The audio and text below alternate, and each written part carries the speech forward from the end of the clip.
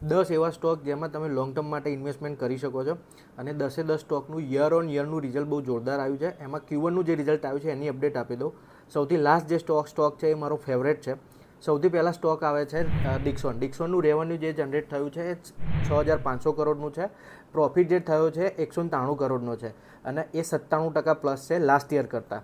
બીજો સ્ટોક છે PG ઇલેક્ટ્રોપાસ્ટ. એનું રેવન્યુ જનરેટ થયું છે 1,320 કરોડ અને પ્રોફિટ જનરેટ થયો છે 115 કરોડ, જે લાસ્ટ યર કરતાં 109% પ્લસ છે.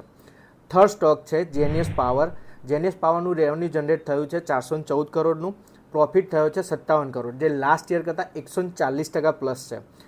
ફોર્થ સ્ટોક છે ઝોમેટોનું રેવન્યુ જનરેટ થયું છે 4,200 કરોડ અને એનું પ્રોફિટ આફ્ટર ટેક્સ 253 કરોડ છે. એ બહુ જોરદાર રિઝલ્ટ કહેવાય.